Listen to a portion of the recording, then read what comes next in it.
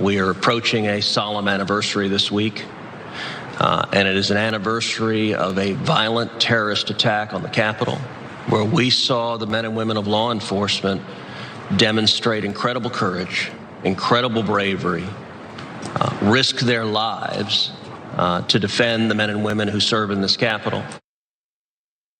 Okay, so what you just heard from Senator Ted Cruz was simultaneously a very rational thing to say, the best thing that he's ever said, and also apparently the most dangerous thing that Ted Cruz has ever said for his own political career, because despite the fact that he just said they were courageous, they were attacked, we know it was true, dozens and dozens and dozens of cops were attacked and hospitalized, some died as a result of that attack. He's just acknowledging that the right is not happy with Ted Cruz at all.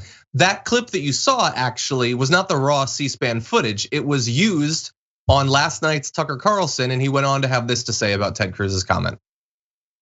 Everyone who's conservative appreciates Ted Cruz. You may not like him, but you got to appreciate him. He's legitimately smart. He's one of the more articulate people to serve in the Congress, maybe the most articulate. He doesn't use a single word by accident. Every word Ted Cruz uses is used intentionally. He's a lawyer. He described January 6th as a violent terrorist attack. Of all the things that January 6th was, it was definitely not a violent terrorist attack. It wasn't an insurrection. Was it a riot? Sure. It was not a violent terrorist attack. Sorry. So why are you telling us that it was, Ted Cruz? And why are none of your Republican friends who are supposed to be representing us and all the people who've been arrested during this purge saying anything? What the hell's going on here? You're making us think maybe the Republican Party is as worthless as we suspected it was. That can't be true. Reassure us, please, Ted Cruz. His show, like, you might believe that because he has millions of viewers that his show is like, there's got to be something there. But no, it's pathetic. He just, no, they say it's this. I don't think it is. So why is he saying that? It's so inherently condescending, not to the opposition, but to the people that willingly watch it. I don't understand why they do that.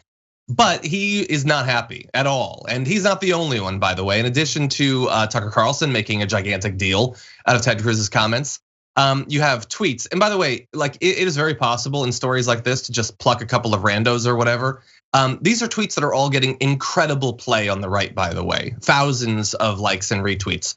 Eric Matheny says, I don't demand 100% agreement from my leaders. I can and often do disagree on some issues and still support them. But calling patriotic Americans terrorists isn't a mere policy difference. That's where we part ways. Ted Cruz is relegated to Lindsey Graham status. Damn, that's a burn. Again, they're patriotic Americans, except when they're secretly not conservatives at all and they're not Trump supporters. It's one or the other at all times, simultaneously. Susan St. James says, Ted Cruz has done permanent damage to his political career. He should apologize. Laverne Spicer says, I'm a big fan of Ted Cruz on most days, but the only terrorist attack on this nation in connection with the 2020 election was November 3rd, 2020.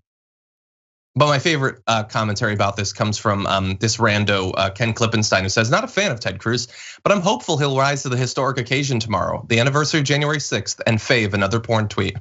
We'll have to wait and see. There's still a lot of day left, Anna. But were you surprised by? That's such a Ken Klippenstein tweet. It's totally. Like classic Ken Klippenstein. Totally. So were you surprised by what Ted Cruz had to say or the reaction it's getting? I was surprised. I felt like there was going to be some sort of catch. I was waiting for that twist, but it never came. And wow, Ted Cruz actually said something accurate, rational. I mean, I actually went back as you were presenting the story to see how Ted Cruz voted to certify the election on January 6th after the riots took place.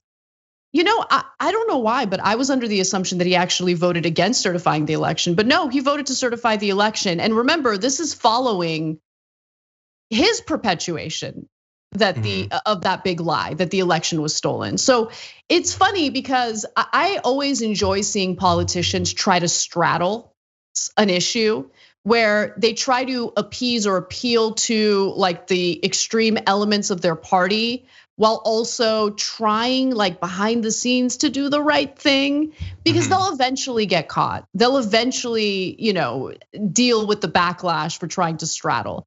And I both appreciate the rational message that we heard from him, but I also appreciate the fact that he's getting dunked on. Yeah, I'm fine with it, and he deserves it. acknowledging a terrorist attack doesn't absolve him of all the nonsense he's done. And you're right to acknowledge his vote, but let's also bear in mind that he was doing a bit of straddling himself on January 6th. I mean, he was leading the opposition to certification. Okay, maybe he voted the right way finally, and has been a little bit of critical of Trump, but he also played that game of, hey, maybe elections are optional, maybe it just really comes down to the Senate. Like he was a very active participant in that at the same level of someone like a Josh Hawley. And he experienced a lot of criticism in the wake of January 6th, people calling for him to be taken out of the Senate and all that as well. So good job on this commentary. The turn that you expected could be coming in a couple of days. I mean, Tucker Carlson seems to believe it was a dangerous riot. He just blames it on the FBI. So maybe he'll find some way to act right from their point of view. On some days, let's just be clear about Tucker Carlson. The narrative changes depending on which day of the week it is. So on some days, it was Antifa. On other days, it was the FBI. On some days, it was Trump supporters, but what they were doing was patriotic. Yeah. It really 100%. Depends on the day of the week. Yeah, or even the segment he's on, because there was a great tweet going around of two screenshots from one Tucker Carlson earlier this week, and it was him criticizing Joe Biden for wearing a mask, and then criticizing AOC for not wearing a mask on the same episode of his show. Amazing. Yeah, you've got to have severe brain worms to not have a problem with that, and apparently there are millions lining up to demonstrate that is the case.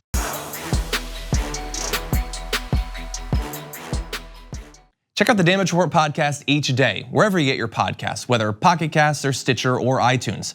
You can join me as I give you the news and stories you want, with a range of co-hosts and interview guests jumping in on the fun each day.